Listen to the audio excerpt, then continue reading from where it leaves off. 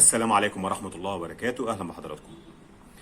وزارة الإسكان ممثلة في هيئة تعاونيات البناء والإسكان طرحت أول امبارح يوم الاثنين 12/6 كراسات شروط للشقق في 4 مدن جديدة.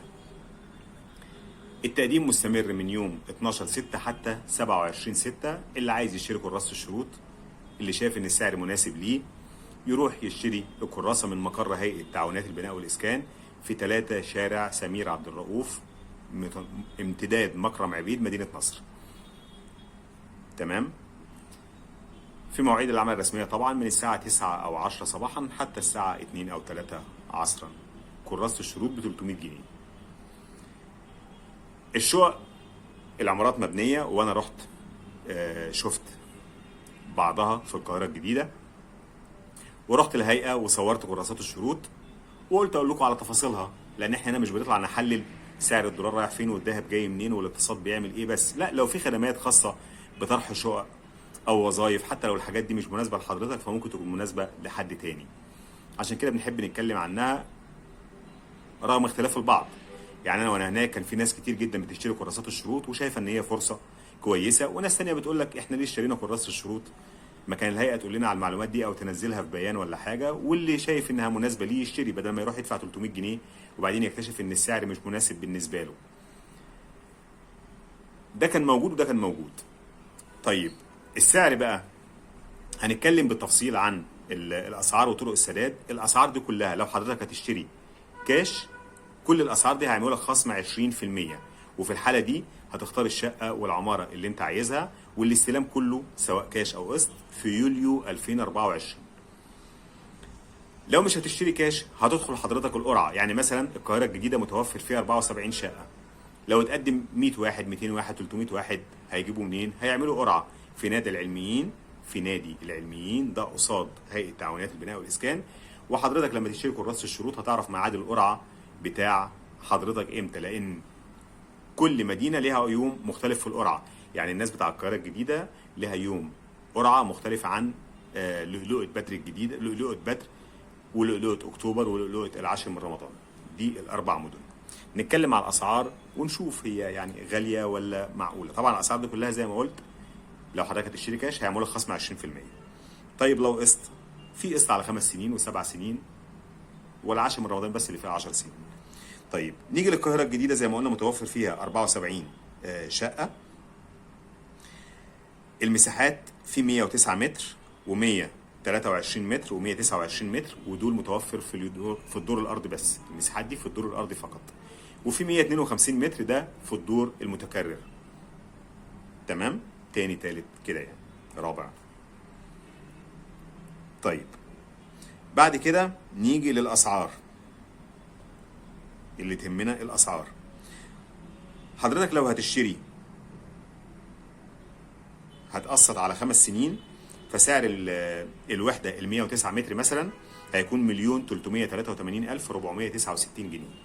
تدفع جديه دخول قرعه 106,820 جنيه، وتدفع دفعه تخصيص 213,640 جنيه، ودفعه استلام وتعاقد 213,640 جنيه. كده الاجمالي اللي حضرتك دفعته 534,100 جنيه، والباقي هتدفعه لمده 5 سنين قسط، اقساط ربع سنويه، يعني كل 3 شهور هتدفع 42,469 جنيه. ده كده المساحه القليله اللي هي 109 متر. نيجي بقى للمساحه، مش هنقول كل المساحات، نيجي للمساحه الكبيره اللي هي 152 متر، دي ادوار متكرره مش ارضي يعني. سعر الوحده 1,938,716 جنيه، يعني قول 2 مليون جنيه. جدية دخول القرعة هتدفع 148,960 جنيه. دفعة التخصيص هتدفع 297,920 جنيه. دفعة تعاقد واستلام زيهم برضو 297,920 جنيه. كده يبقى حضرتك دافع 744,800 جنيه، واللي فاضل هيتقسط لمدة 5 سنين كل 3 شهور 59,696 جنيه. هيضاف للأسعار دي 1% مصروفات إدارية بيتم سدادها مع المبالغ المسددة.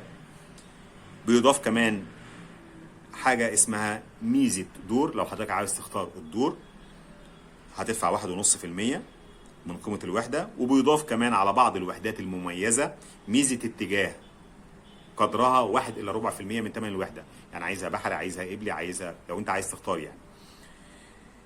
وبيتم سداد ميزة الدور والاتجاه مع دفعة التخصيص، وبيتم سداد 1% من قيمة الوحدة في حالة وجود تميز موقع. وبعد كده بيقوم العميل بتقديم شيكات بنكية بباقي المبالغ المستحقة على الوحدة، على أن تكون هذه الشيكات موقعة من العميل مع إحضار خطاب من البنك يفيد صحة التوقيع. طبعا البند ده خاص بكل المدن اللي نازل فيها الشقق دي. كده القاهرة الجديدة. طيب كده السعر واقف بكام؟ كده السعر تقريبا واقف ب 12700 جنيه لو قسط.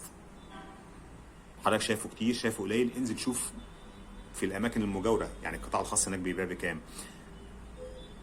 انا شايف ان قسط على 5 سنين بالمبلغ ده، وجهه نظري على الاسعار اللي انا سمعتها بره القطاع الخاص كويسه، مش كتير خالص. طيب لو كاش هيعملوا خصم 20%، يعني هيبقى المتر بحوالي 10150 جنيه. لو كاش مش كويس قوي، يعني لو كاش على الاسعار اللي انا سمعتها هناك في المنطقه دي لما رحت سالت كقطاع خاص مش الدوله كمان، يعني في رينج 9 ونص، مش 10 150 غير الواحد في المية، مش عارف ايه، 1.5 ايه، واحد كده يعني. ده لو كاش هي اكتر شويه من اللي موجود حواليها يعني. لكن مع فارق ان اللي موجود حواليها هتستلمه بعد سنه ونص. لكن دي استلام يعني دي استلام برضو يوليو دي استلام بعد سنه برضو، يوليو الاستلام بتاع الشقق دي كلها في يوليو 2024، يبقى هي. فلو كاش ما انصحش انك تشتري كاش، حتى لو معاك فلوس الكاش حطهم في البنك وخد الفوائد وسد منهم القسط. ده رايي في الاول وفي الاخر، رايي ليك. لكن لو قسط كويس، السعر كويس جدا برضو، وجهه نظري عشان ما حدش يهاجم يقول لك انت مش عارف. لا، روح حضرتك واسال. وده في القاهره الجديده بس اللي انا سالت، بقيه المدن برضو ليك مطلق الحريه، ما اعرفش كام، ما اعرفش القطاع الخاص هناك بيبيع بكام. طيب نيجي بقى ل شقق. احنا كده قلنا القاهره الجديده. طيب نيجي لمدينه بدر، مدينه لؤلؤه بدر.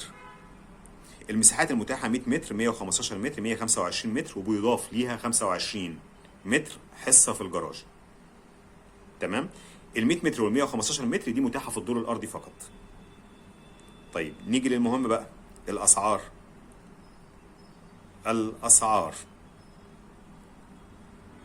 لو حضرتك هتشتري هتدفع كاش، السعر اللي قاله لك ده بعد خصم 20%. ال 125 متر لان احنا ضفنا الجراج زي ما قلنا هتبقى ب 975,000. ال 140 متر هتبقى بمليون 920,000. لا، بمليون 92,000. مليون 92,000. ال 150 متر هتبقى بمليون 170,000. ده لو كاش. طيب لو قسط في اكتر من نوع من نظام السداد. لو هتدفع 40% هتقسط على 5 سنين. الشقه ال 125 متر هيبقى سعرها الاجمالي مليون 300، او خلينا ناخد الشقه الاكبر، ال 150 متر هيبقى سعرها مليون 591,928 جنيه. ده اجمالي الثمن. هتدفع جديه حجز 117,000، دفعه تخصيص 175,500، دفعه تعاقد واستلام 175,500. كده الاجمالي اللي دفعته 468,000. هتقسط على 5 سنين. الباقي هتدفع كل 3 شهور 56,197 جنيه لمده 5 سنين. طيب في نظام تاني متاح على 7 سنين، تقسط على 7 سنين. ال 125 متر هتبقى بمليون 461,094 جنيه. جديه حجز 97,500، دفعه تخصيص 146,250، دفعه تعاقد واستلام 146,250. كده يبقى حضرتك دفعت 390,000. هتقسط لمده 7 سنين، تدفع كل 3 شهور 38,254 جنيه. زي ما قلنا في اكتر من نوع من التقسيط. ممكن تدفع 50% وتقسط على 5 سنين، او تدفع 50% وتقسط على 7 سنين. ده بالنسبه لبدر. نيجي بقى ل اكتوبر، لؤلؤة اكتوبر. لؤلؤة اكتوبر في 72 شقة نازلة في اكتوبر. المساحات 110 متر و130 متر، وبيضاف ليها 25 متر حصة في الجراج. ال 110 متر موجودة في الدور الأرضي فقط. وهنا بالنسبة للأسعار، عشان بس حضرتك لو حابب تروح ما تتفاجئش وتشتكي زي بعض الناس اللي اشتكوا. طيب الأسعار، لو حضرتك هتشتري كاش، لو حضرتك هتدفع سعر الوحدة الشقة ال 135 متر، لأن احنا ضفنا الجراج، سعرها هيبقى كاش 1,188,000. الشقة 155 متر سعرها كاش 1,364,000. طب لو عايز تدفع 40% وتقسط على 5 سنين، سعر الوحدة ال 135 متر هيكون 1,616,788 جنيه. هتدفع جدية حجز 118,800 جنيه، دفعة تخصيص 187,200 جنيه، دفعة تعاقد واستلام زيهم 178,200 جنيه. كده الإجمالي اللي حضرتك دفعته 475,200 جنيه. هتدفع أقساط لمدة 5 سنين، كل 3 شهور القسط هيكون 57,080 جنيه. دي الشقة ال 135 متر. طيب لو حضرتك عايز تدفع ال 40% وتقسط على 7 سنين، سعر الشقة ال 135 متر هيكون 1,787,706 جنيه. هتدفع جدية حجز 118,800 جنيه، دفعة تخصيص 178,200، تعاقد واستلام 178,200، قسط ربع سنوي يعني كل 3 شهور لمدة 7 سنين. هتدفع كل 3 شهور 46,876 جنيه. ممكن تدفع 50% وتقسط على 5 سنين، ممكن تدفع 50% وتقسط على 7 سنين. دي كمان لؤلؤة اكتوبر. طيب نيجي بقى لاخر حاجه اللي هي لؤلؤة العاشر من رمضان. العاشر من رمضان لو حضرتك هتشتري شقه 95 متر كاش، يعني خصم لك عليها 20%، هتدفع 646,000 جنيه. دي اقل مساحه. اكبر مساحه 150 متر ب1,020,000 جنيه، ده لو هتدفع كاش. لو قسط، لو هتدفع 40% وتقسط على 5 سنين، حضرتك الشقة مثلا ال 95 متر هيكون سعرها 868,205 جنيه.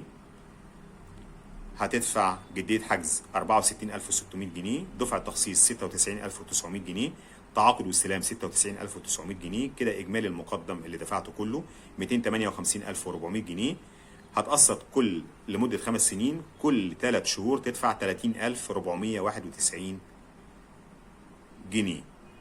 ده لو حضرتك حابب تقسط على 5 سنين بس. طبعا اللي هيشتري كراسة الشروط هيلاقي فيها كل المعلومات. انا حبيت اقول لك على الاسعار عشان ما تتفاجئش، او عشان ما تروحش تحس ان انت اتدبست او ضيعت يوم او في ناس كتير شايفاها مناسبه، في ناس شايفاها مش مناسبه. يعني انت ادرى بظروفك، واسال برضو في المنطقه اللي انت هتحجز فيها، سواء في العاشر، في بدر، في اكتوبر، في القاهره الجديده. اسال حواليها القطاع الخاص بيبيع بكام، واهم حاجه الشركه اللي هتحجز فيها مضمونه ولا مش مضمونه. ميزه الحكومه برضو انها مضمونه، يعني هتقول لك يعني العماره موجوده انت شايفها بعينيك، لكن السعر ده حاجه تانية بقى. يعني في الاخر ربنا يكتب لكم الخير جميعا، وتقبلوا تحياتي سمير. السلام عليكم.